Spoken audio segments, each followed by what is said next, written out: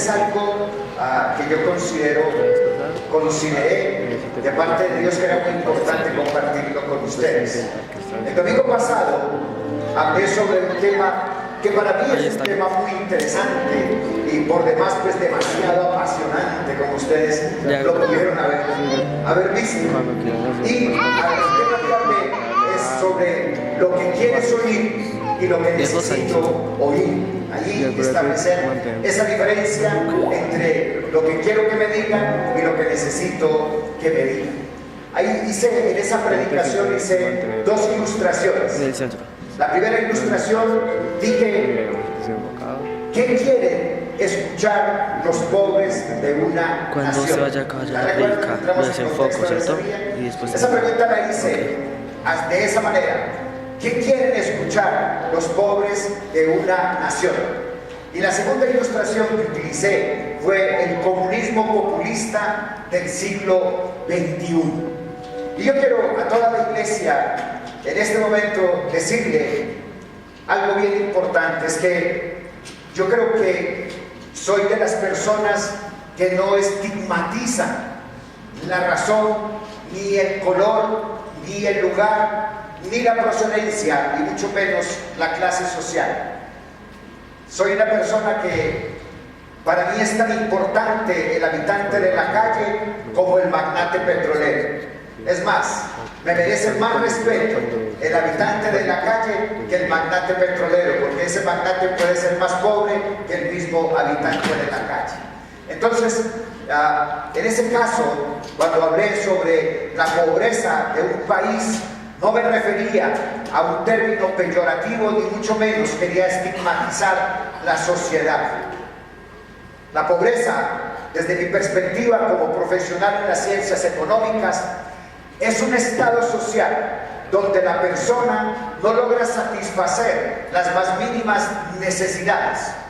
Y de esas necesidades es de la que se aprovechan muchos para manipular. La pobreza es un exceso de necesidades ilimitadas. ¿Y quiénes se aprovechan de eso? Los que quieren manipular y ganar adeptos para su propio beneficio. Y eso no es un problema solamente de los políticos. Eso también es un problema de muchos, de la gran mayoría, de muchísimos líderes religiosos que les dicen lo que quieren oír para poder ganar esos adeptos. Y por eso es que surge que eso que los políticos le dicen, lo que quieren oír, surge lo que se llama el comunismo populista del siglo XXI. Ahí, y más en el segundo servicio, me apasioné, me excedí en algunas afirmaciones que di, que aunque siendo verdad, esas afirmaciones son verdad, este no es el lugar para proclamarlas. Y yo quiero a toda la iglesia hoy pedirle perdón por mi apasionamiento, porque me apasioné y me excedí en la expresión del comunismo populista del siglo XXI. Las expresiones políticas están bien, pero el lugar es el que tiene que protegerse. Y la iglesia del Señor, no es un lugar ni para hablar de política, ni para expresar desacuerdos, ni absolutamente nada. La iglesia del Señor es un lugar para proclamar el Evangelio del Señor Jesucristo, para decir que el Señor te ama y para decirte que tienes una eternidad con Él, síguelo a Él. Para decirte que no escuches lo que quieres oír, sino lo que necesitas oír. Que no escuches los términos populistas de la religión, sino que vayas a la palabra de Dios y busques desde lo más profundo y que seas tocado por la misma palabra. La política está bien, pero no el lugar. Y muchas veces nosotros utilizamos lugares que no es, como me pasó a mí el domingo anterior. Y por eso hoy me humillo ante la iglesia y les pido perdón. Le pido perdón a toda la iglesia por ese apasionamiento que tuve. Si ofendí a alguno de ustedes que siguen la corriente del señor Petro, también le pido perdón, porque no tengo por qué exponer ni manipular la iglesia con mi filosofía para cambiarles de parecer. Es solamente el Espíritu Santo a través de usted quien le pone en conocimiento todas las cosas que sean verdad o no. Usted toma la decisión. Las consecuencias las toma usted y las asume usted. Pero la iglesia del Señor no es un lugar para proclamar política ni para hablar de política. Y yo creo que los que me conocen saben que no soy político, no me gusta la política. Y cuando a mí me preguntan si alguien, un pastor, puede ser político o no, yo siempre digo, zapatero a tu zapato. Pastor a pastorear, político a hacer política, y que Dios tenga misericordia de ellos. No me gusta la política, no me gusta para nada. Y aclaro también, porque vale la pena hacer claridad, y es que Álvaro Uribe no es de mi adoración, ni mucho menos es mi modelo a seguir. Cuando yo me refiero a Álvaro Uribe es como el excelentísimo señor expresidente Álvaro Uribe Vélez, lo hago a manera de chanza, de la misma manera como digo que Nacional es el mejor equipo del mundo, o que digo que la Universidad Libre es la mejor universidad del mundo. Yo sé que no lo es, yo sé que Nacional no es el mejor equipo del mundo, ya casi. Pero quiero que usted me entienda, por favor, que yo no lo hago con fin de manipular, ni con el fin mucho menos de tratar de cambiar su corriente o deportiva o política. Yo quiero pedirle perdón, no por lo que dije, porque siento en mi corazón que lo hice con argumentos, sino por el lugar donde lo dije, que no era el lugar correcto. Entonces, si usted me ha perdonado, quiero escuchar que usted me diga, lo perdonamos, pastor. Cierre sus ojos, por favor. Bueno, no lo vuelvo a hacer. Cierre sus ojos y digamos, Señor, háblanos en esta mañana, pero háblanos de tu palabra. Háblanos, Señor, de lo que tú quieres que nosotros escuchemos. Que todos hagan lo que hagan, pero en este lugar santo, en este lugar donde se proclama tu palabra, se proclame tu palabra con gozo y alegría. Que en este lugar, bendito Dios, no sea contaminado con la manipulación ni con el populismo, sino que este lugar sea invadido de la presencia de tu Santo Espíritu. Señor, perdónanos, porque nos apasionamos y a veces confundimos los lugares, como me ha sucedido a este tu siervo. Perdóname, Señor, que yo sé que ya lo hiciste cuando me exhortaste para dar esta palabra hoy. Límpianos a todos y que podamos utilizar el lugar adecuado para exponer nuestras teorías y nuestras tesis con respeto y en santidad para la honra y la gloria de tu nombre. Amén. Voy a pedirte que te coloques de pie y vamos a cantarle al Señor, temprano te buscaré, porque esa es nuestra tarea.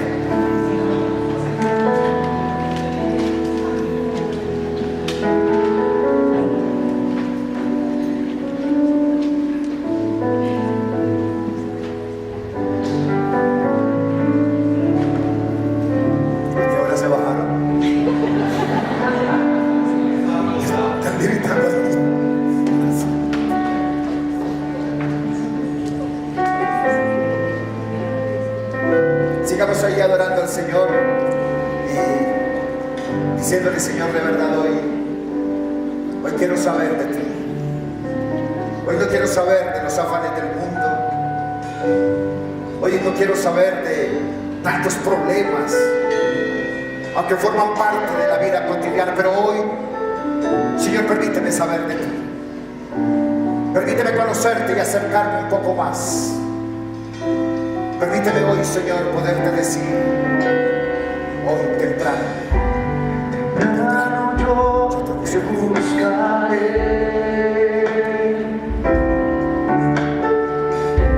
De madrugada yo me acercaré a ti.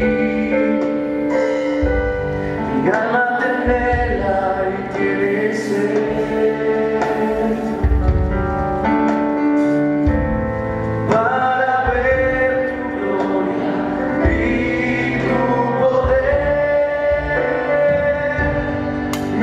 Socorro, Señor.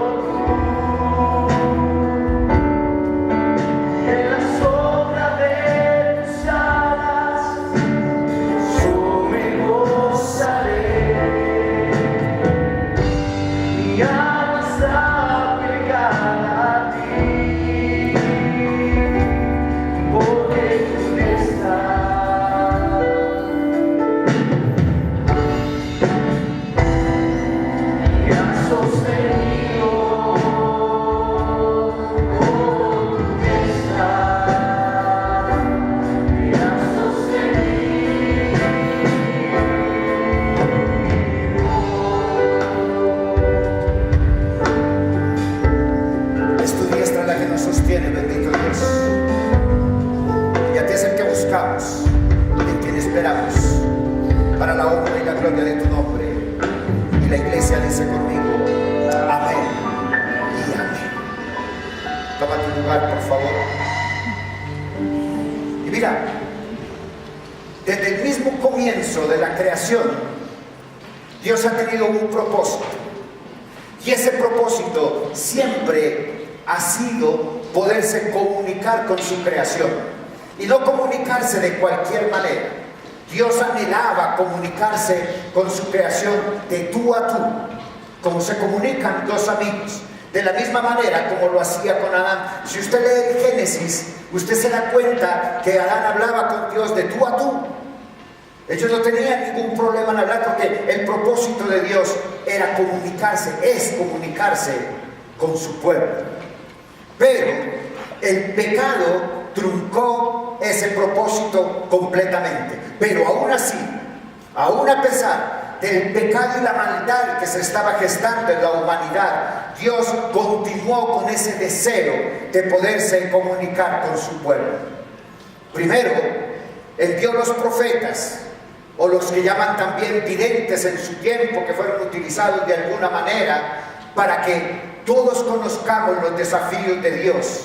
Y fue esa manera de hablar, utilizó esa manera de hablar por la dureza de los corazones del pueblo de Dios. Luego extendió otra cosa más, algo bien interesante, y fue su palabra. Él dio su palabra para que tú y yo podamos tener un acercamiento personal a Él, que podamos verle como único y suficiente Salvador, que Él fuera nuestra guianza y que podamos conocerle cada día más.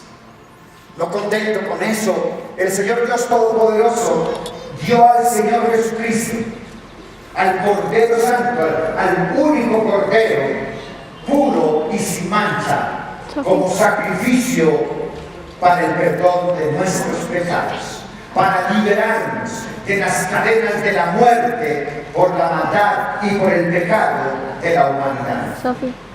Dios estableció a la iglesia, no una denominación. Dios estableció a la iglesia como un instrumento. Y cuando hablo de la iglesia no me refiero a un edificio, me refiero a la comunidad de fe, ustedes y yo.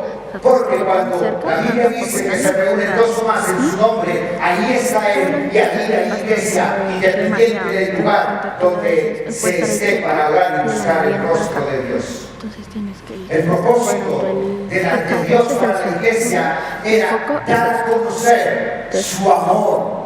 Que tú y yo podamos sentir en nuestros servicios de adoración el amor de Dios, que sintamos el fuego abrasador del Espíritu Santo en nuestras vidas, que podamos compartir de su amor, que podamos saludar a los hermanos los unos a los otros con respeto, con amor, pero también es conocer su voluntad para podernos servir los unos a los otros. Pero la iglesia nunca fue para que fuese un medio legalista para juzgar, para condenar o hasta destruir a quienes la conforman. Alguien decía con mucha aseveración, decía, la iglesia es imperfecta. Y es imperfecta porque está dirigida por seres imperfectos. Y yo complemento, y yo digo, si tú no reconoces tu miserableza, si tú no reconoces tu imperfección, difícilmente podrás ver la gloria de Dios. ¿Quieres ver la gloria de Dios? Tienes que decirle, Señor, yo reconozco que soy miserable, como el apóstol Pablo, que decía, miserable de mí, ¿quién me librará de este cuerpo de muerte? Si tú reconoces tu miserableza, si tú reconoces que eres pecador y ves la grandeza de Dios, verás la gloria de Dios. Pero sin ser suficiente, los profetas, la palabra, el Señor Jesucristo, el Señor Dios Todopoderoso, también nos dio un medio para que tú y yo, sin excusa de ninguna clase, nos podamos comunicar con Él. La Biblia dice en Jeremías 33, clama a mí y yo te responderé y te enseñaré cosas grandes y ocultas que tú no conoces. Y ese medio para poder entender, comprender, analizar es a través de la oración. No hay otro medio, hermanos. No existe otra manera en que tú puedas comunicarte con Dios que no sea a través del Señor Jesucristo y su palabra. La oración es la puesta en práctica de nuestra fe. Es la acción de nuestra fe. Si tú oras y no accionas tu fe, de nada te sirve. Si tú tienes fe y no accionas por la falta de oración, de nada te sirve. Por eso, alguien decía en la palabra de Dios, la fe sin obras está vacía, está muerta. La oración es el único medio, escúchame, es el único medio de hablar con Dios. Tú y yo tenemos que entender que la oración fortalece la vida del creyente. La oración para el creyente tiene que convertirse cada día como el respirar de los seres vivos. Hermano, alguien decía que se te olvide respirar, pero que no se te olvide orar, clamar al Señor. Uno como que cuadra, orar se vuelve otra vez. muestra nuestra confianza y la certidumbre de fe a un Padre amoroso. Mi amado, pensando, precisamente reflexionando en lo que pasó el domingo anterior, que me sentía tan compungido delante de Dios, me llevó a un salmo que pude analizar un poco, y es el Salmo 5. Y yo quiero que vaya conmigo al Salmo 5, por favor. ¿Quieres la letra?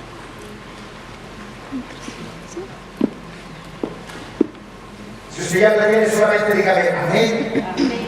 Y vamos a leer la palabra de Dios en el nombre del Padre, y del Hijo, y del Espíritu Santo. Amén. Salmo 5, verso 1. Escucha, oh Jehová, mis palabras. Considera mi gemir.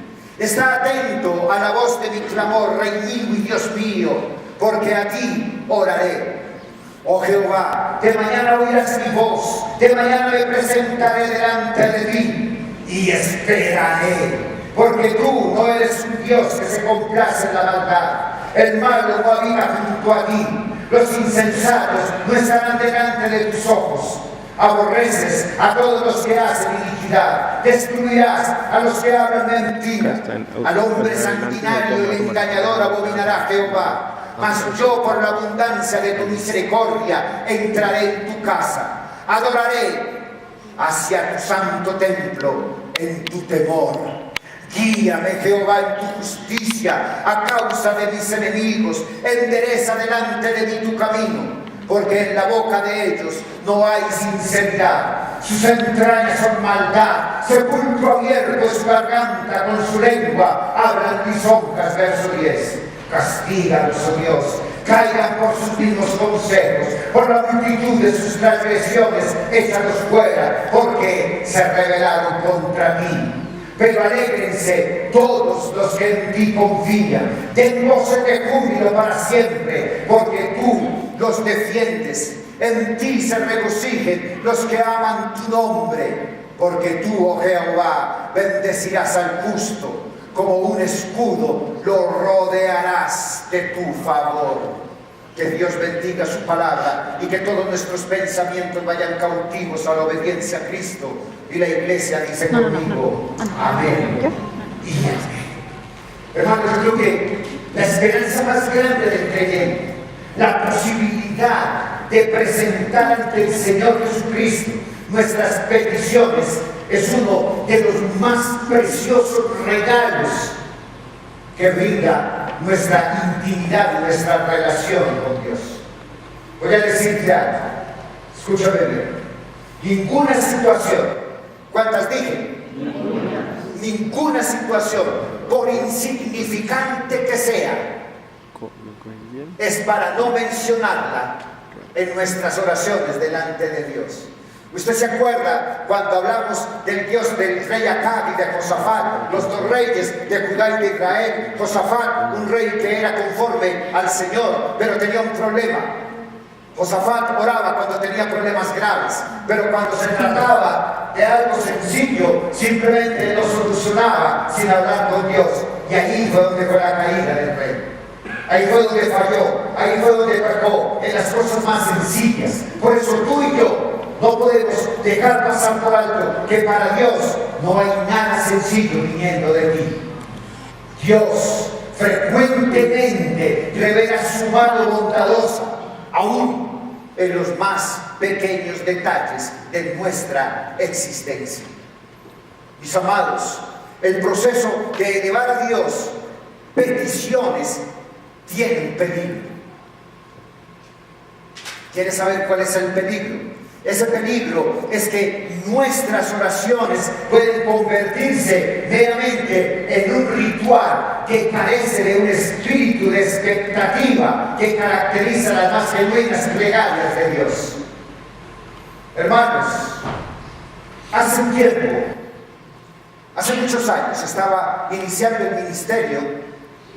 Estaba trabajando, creo que en esa época yo lideraba el ministerio de mujeres en la iglesia donde estaba. Y fue un pastor a orar que tenía el don de sanidad. El hombre hizo su exposición de la palabra muy excelente, era un mensaje que el Señor ya lo recogió. Y cuando terminó de orar, terminó de predicar, en la administración él dijo: yo quiero invitar a todas las personas que tengan un problema de salud, quiero orar con usted. Más rápido. Yo quiero orar con usted. Y se pararon varias personas, dentro de ellas se paró una señora de la tercera edad, un poquito más joven que tú. Y pasó al frente, y el pastor empezó a orar y a gemir y a clamar, impuso manos, ungió con aceite. Y cuando ya terminó, dijo amén. Y la señora pasó. Y alguien, yo estaba sentado aquí, la otra señora estaba aquí, y le dijo: ¿cómo te sientes? Y ella le dijo: ¡ay, tan enferma! Bájalo. Y yo dije: entonces, ¿para qué pasó?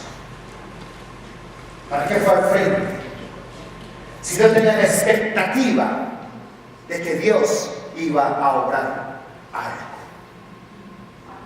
Hermanos, pedimos, pero no nos acompaña esa fuerte convicción de que nuestra oración recibirá una respuesta. Hermano, alguien me dice: pastor, ore por mí porque tengo cáncer. Yo no tengo el don de sanidad, pero oro por usted porque usted tiene la certidumbre de fe, usted tiene la certeza que Dios hará algo. Si usted no tiene la certeza, si usted no tiene la certidumbre de que Dios hará algo, no ore, no vote corriente. Porque la oración es certeza, es certidumbre de fe. Yo no sé, en sus estudios de la Biblia, si usted ha escuchado hablar de Zacarías y de Elizabeth. ¿Alguien se acuerda de ellos? ¿Se acuerda alguien de Zacarías y Elizabeth? ¿Quiénes eran? Zacarías y Elizabeth eran los papás de Juan el Bautista. El anhelo que ellos tenían por tener hijo les había impulsado a pedirle a Dios que le concedieran ese regalo. Yo me imagino Zacarías, sacerdote del Dios Altísimo, estaba allí en el lugar santo y se arrodillaba y gemía a Dios: Señor, yo te pido una obra sobrenatural en la vida de mi esposa y mía. Tú sabes que mi esposa es estéril, yo soy entrado en años y no hemos podido tener una generación. Dame un hijo, Señor. Dame un hijo, Señor. Dame un hijo, Señor. Pero con el paso de los años es posible que ese ruego de Zacarías se hubiera convertido en parte de esa liturgia cotidiana que nosotros empleamos.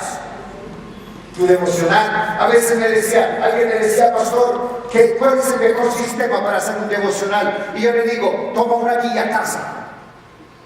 ¿Y qué es casa? Confesión, adoración, súplica y acción de gracias. Y a veces lo dejo de decir, ¿sabe por qué? Porque la gente dice: primer paso, confesión. Segundo paso, adoración. Tercer paso, súplica. Cuarto paso, acción de gracias. Amén. Entonces la oración se vuelve mera liturgia. Pero a pesar del tiempo y que Zacarías volvió su oración como una mera liturgia, vino el ángel y le habló a Zacarías y le dijo: Dios ha escuchado tu oración. Hermano, usted se puede imaginar, por Dios bendito, que usted esté orando al Señor, que usted esté gimiendo al Señor por algo específico, y usted sienta la voz de un ángel que viene de lo alto y le dice: hermano, hermana, Dios ha escuchado tu oración y Él concederá las peticiones que tú le has hecho. Espectacular. Pero, ¿cómo fue la respuesta de Zacarías? ¿Cómo fue la sorprendente respuesta de ese varón? Por eso los exégetas conocedores dicen que la oración de Zacarías dejó de ser una oración apasionante con expectativa para convertirse en solo liturgia. Escucha lo que él respondió: ¿cómo puedo yo estar seguro que ocurrirá esto? Es como si usted clamara a Dios para que cambiara su vida, para que le sanara del cáncer, de un cáncer de próstata, con metástasis en el colon, y ya avanzado a la uretra y al páncreas y a toda parte. Y usted está llevado. Y entonces clama: Señor, haz una obra en mí, o recógeme, o sáname. Y viene el ángel y le dice: el Señor ha escuchado tu oración, Él te sanará. Y él se levanta y diga: si no han podido los médicos, ¿qué va a poder el Señor? Eso fue lo que sucedió con Zacarías. Sin duda, parecía indicar que Zacarías estaba orando por algo que en el fondo creía que era imposible. Mire, yo voy a volver a decir uno de mis chistes malos. José Pérez oraba el año pasado al Señor para que Millonarios fuera campeón,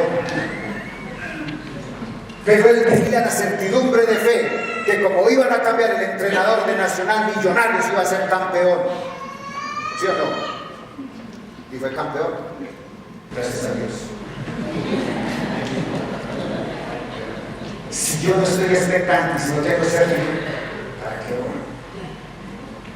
Tú puedes tener la seguridad que si oras a Dios, Dios responderá. Hermano, si yo me detengo un poco en la lectura del Salmo, encuentro en ese texto una tremenda frase que me movió el piso con respecto a la oración. Mira, en la Reina Valera del 60 dice: me presentaré delante de ti y esperaré. Pero mira lo que dice la Nueva Traducción Viviente. Dice, como dicen los jóvenes, quedo en la espera, quedo en la espera. Yo quiero preguntarle, iglesia, ¿alguna vez cuando usted ha terminado su oración, en lugar de decir amén y amén, usted se levanta y le dice: Señor, quedo a la espera de tu respuesta? ¿Alguna vez lo ha hecho? Porque si no lo ha hecho, es tiempo que cambie su oración.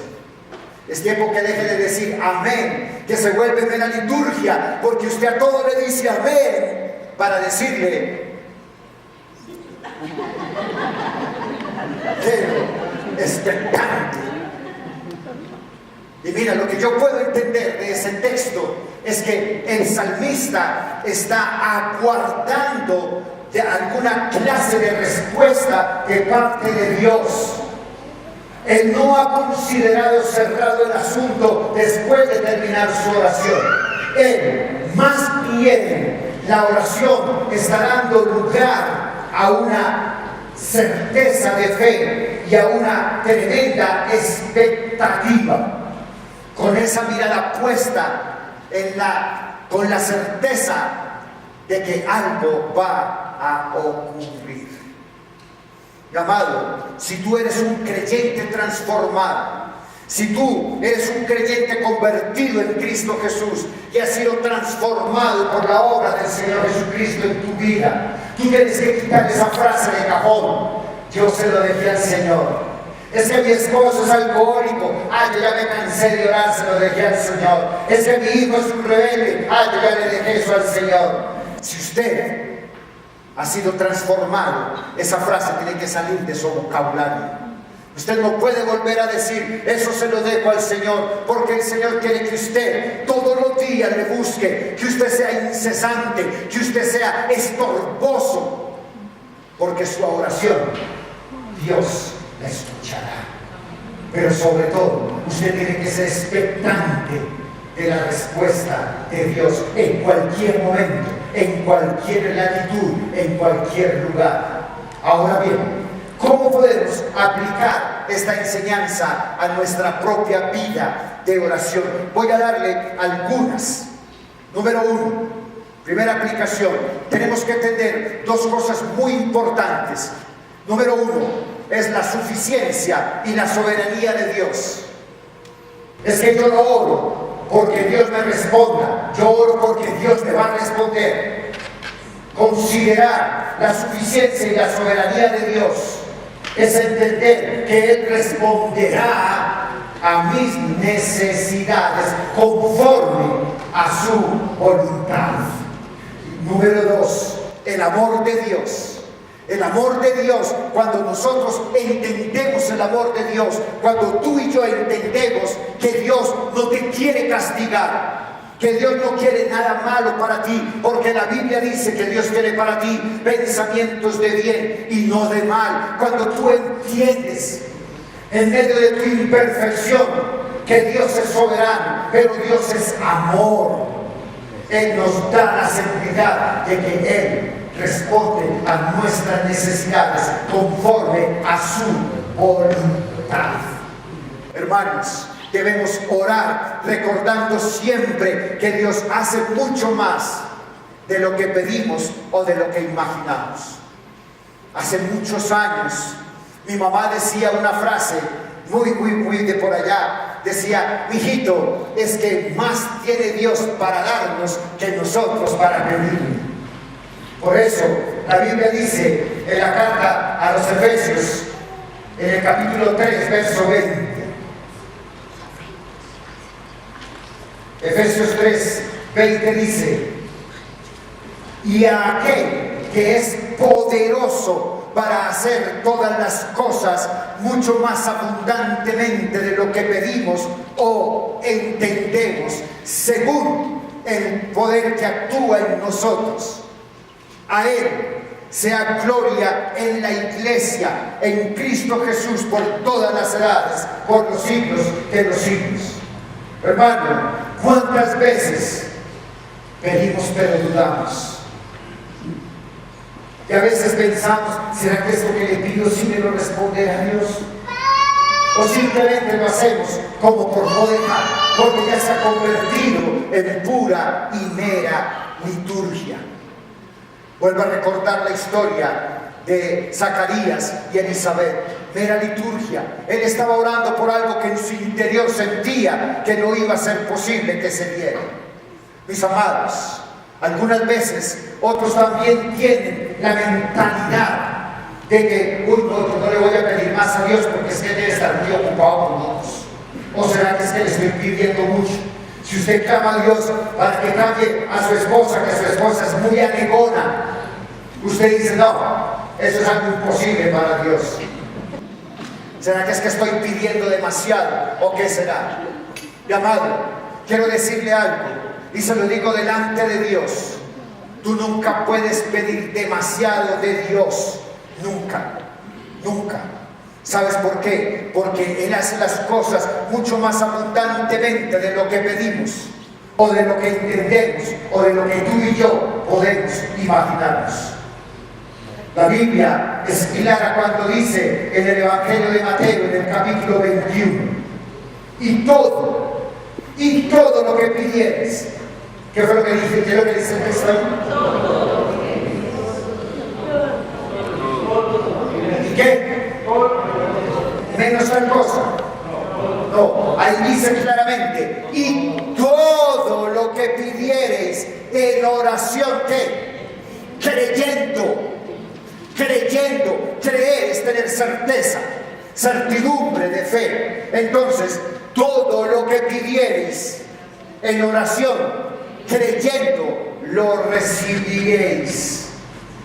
Mi amado, si usted no ha encontrado respuesta a su oración, es porque su expectativa ha desaparecido y ya la oración se convirtió en mera liturgia. Cambia ahora y derrámate delante de Dios, y esa expectativa de que Él responderá se avive en tu corazón. Segunda aplicación que te voy a dar: debemos orar siempre con acción de gracias, siempre.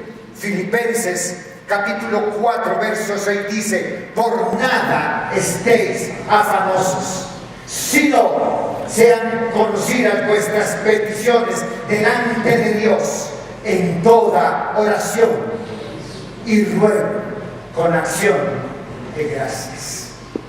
Hermanos, cuando oramos con acción de gracias, recordando lo que Él es y lo que Él ha hecho, edifica nuestra fe. Hermano, lo que Dios hizo ayer por ti te fortalece. Y te fortalece para creer que Él lo puede volver a hacer de nuevo. Él te sacó de la esclavitud del pecado y hoy vuelves a estar en pecado. Puedes tener la certidumbre de que Dios volverá a hacerlo de nuevo. Ahora bien, mi amada iglesia, usted tiene conocimiento de cuál es el pecado más abominable para Dios en la palabra. ¿Cuál es el pecado más abominable para Dios? Bueno, uno más abajito de ese.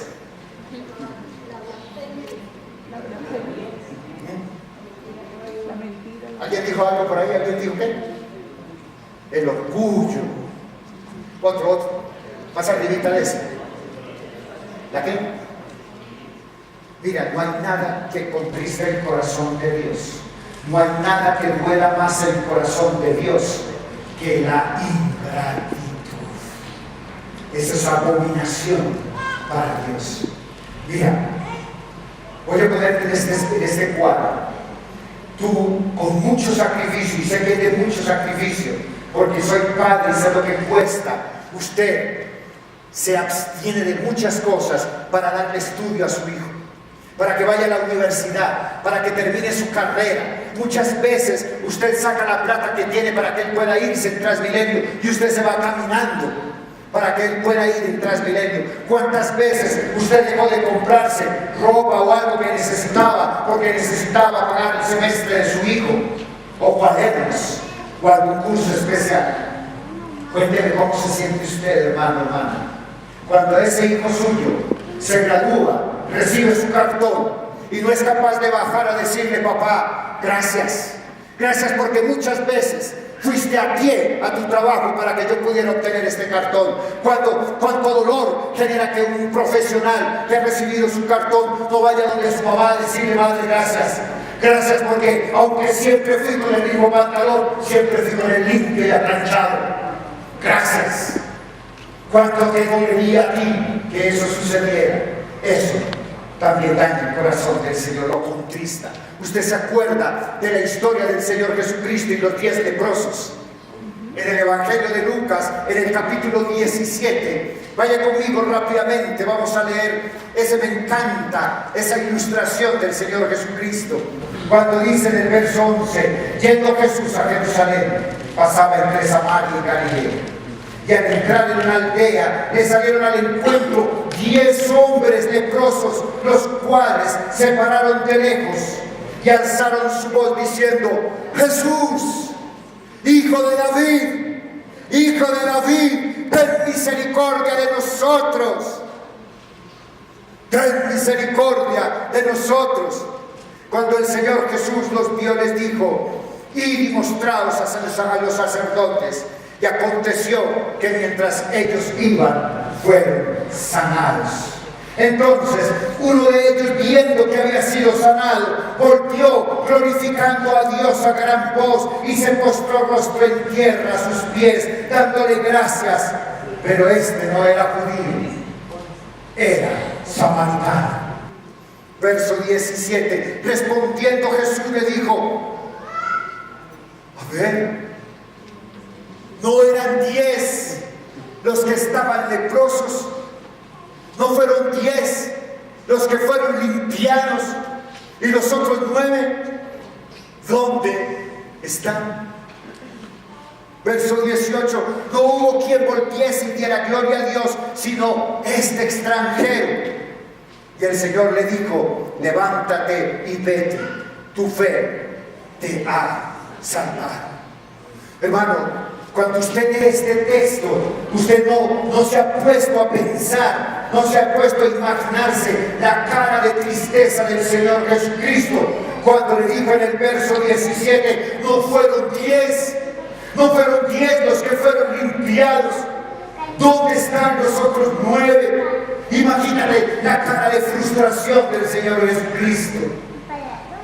Y quiero decirte lo que el Señor Jesús cuenta aquí. Hoy no ha cambiado. Hoy no ha cambiado en la iglesia. En la iglesia del Señor muchos oran, pero oran por interés. Unos oran por salud, otros por finanzas, otros por restauración, otros por mejorar su empleo. Y cuando Dios se lo concede, paticas te va, desaparece como el leproso. Eso es lo que se llama ingratitud. Voy a darte la tercera aplicación. Debemos orar con fe. La oración del salmista David en el Salmo 5 evidencia por qué era un hombre conforme al corazón de Dios.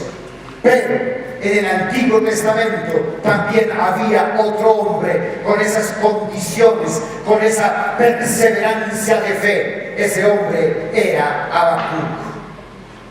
Habacuc capítulo 2, verso 1 dice, en la Nueva Traducción Viviente, lo voy a leer: subiré a mi torre. Ponte a pensar en esto. Habacuc decía: subiré a mi torre. Y yo le digo a usted: estaré en el cuarto de guerra. Me pondré vigilante. Subiré a la torre de vigilancia. Usted en su cuarto de guerra montará guardia. Y dice Habacuc: allí esperaré hasta ver qué dice el Señor y cómo responderá a mi súplica. David y Habacuc tenían la expectativa clara que su respuesta iba a ser de parte de Dios, clara y contundente. La imagen, lo que leemos de Habacuc, ese texto es demasiado gráfico. Habacuc estaba atento, esperando a que apareciera la respuesta de parte de Dios. Y de pronto usted puede analizar: pero es que en el Antiguo Testamento había mucha fe. Claro, pero en el Nuevo Testamento, en la carta de Santiago, en el capítulo 1, verso 6, él dice: pero pida, esto es bueno, pero pida con fe, no dudando nada, porque el que duda es semejante a la onda del mar, que es arrastrada por el viento y echada de un lado a otro. Mis amados, esa actitud expectante es tan parte de la oración como la oración misma. La expectativa de que Dios responderá es tan importante como la oración misma. ¿Sabe por qué? Porque cuando tú oras, tú no le oras a un Dios de piedra, ni a un Dios de yeso, ni a un Dios sordo. Por el contrario, tú le oras a un Dios vivo, a un Dios que se deleita en comunicarse con todos y cada uno de sus hijos. Un hombre que siempre recomiendo, se llama Christopher Shaw. Escribió ahorita último un libro devocional que se llama De día y de noche. Y él complementa esta expresión de la oración y dice que tus oraciones no mueran cuando dices amén. Él dice, sal a la vida atento y dispuesto a ser sorprendido. Dios hará algo, no lo dudes. Hermano, si usted se levanta de su cuarto de guerra y dice amén, quiere decir que su oración, que su petición se ha vuelto meramente litúrgica. Ya es lo mismo si va o viene. Hermano, mire, a veces oramos y no nos damos cuenta de la respuesta de Dios. Y recuerde que Dios habla de diferentes maneras, a través de las circunstancias, a través de la oración, a través del Espíritu Santo, a través de la iglesia, a través de las personas. ¿Cuántas veces usted ha orado para que Dios le aumente el sueldo en su empresa? Y pasa un tiempo y le aumentan el sueldo. Y usted ni se acordaba que había hablado por eso. Usted ni se acordaba que había hablado por eso. Entonces, ¿cómo le va a dar gracias? Si ni siquiera se acordaba, porque ya se volvió litúrgica la petición. Hermano, yo voy a ir a algo mucho más particular. Usted empieza a orar desde el principio de año y decirle, Señor, que me aumenten el sueldo. Que me aumenten el sueldo, porque es que el salario mínimo no alcanza. Aumentanos el sueldo, Señor, aumenta el sueldo. Pasa el año siguiente y le suben el sueldo porque aumenta el salario mínimo. Usted se arrodilla y le dice, Señor, gracias porque escuchaste mi oración. No, Señor, no, porque tú lo mereces. Eso se llama ingratitud. Desde lo más insignificante hasta lo más grande. Hermano, cuando usted vuelve su petición litúrgica, usted pierde esa oportunidad de poder ver y sentir la respuesta delante de Dios. Y mire, sería una verdadera lástima que no reconocieras la respuesta que tú mismo le has pedido al Señor. Hermano, ¿cuántas veces usted ha dado para que Dios cambie a su esposa? Y pasa el tiempo y usted nota que hay gozo en su casa, que el sancocho sabe más rico, que la cama está más limpiecita, y usted no se da cuenta que Dios ha obrado en su vida para que usted pueda ver a Cristo Jesús a través de él. Usted se olvida de gracias. ¿Cuántas veces usted se pierde porque su oración se ha convertido en meramente liturgia de cómo ha respondido Dios su oración? ¿Sabe por qué usted no da testimonio de las oraciones contestadas? Porque no se da cuenta cuando Dios la responde. Y Dios responde. Dios responde. Y yo tenemos que empezar a unir la oración con la expectativa. Y la expectativa es la certeza que Dios responderá. En cualquier momento, en cualquier lugar, en cualquier estadio, en cualquier circunstancia, pero Dios responderá. Por eso el salmista concluye diciendo en ese Salmo 5, pero alégrense todos los que en ti confían, den voces de júbilo para siempre, porque tú los defiendes, en ti se regocijen los que aman tu nombre, porque tú, oh Jehová, bendecirás al justo, y como un escudo lo rodearás con tu favor. Amado la iglesia del Señor, fue dada por amor del Obispo, para que tú y yo nos gozáramos con Él, para que tú y yo pudiéramos servirnos mutuamente, amarnos mutuamente, en medio de nuestras diferencias. El Señor Dios dio su palabra, para que tú y yo le conociéramos y tuviéramos un mayor acercamiento de intimidad con Él, y poder reflejar ese amor hacia aquel que no lo merece. Dios dio a su Hijo por amor a ti, para que tú fueras libre de la maldad, de la opresión y de la esclavitud del pecado. Y hoy tú y yo podemos cantar cánticos de alegría, dándole gracias a Dios, porque Él ha sido total y absolutamente misericordioso con nosotros. Por eso, iglesia, te digo hoy, que Dios te bendiga, Él haga resplandecer su rostro sobre ti, y de ti tenga misericordia, de tus hijos y de las generaciones hasta la cuarta generación. Y todo lo que veas, todo lo que oigas, todo lo que digas, y todo lo que tus manos toquen, y todo lo que tus pies caminen, glorifiquen a ese Dios que escucha tu oración y que responderá. Y la iglesia dice conmigo, amén y amén.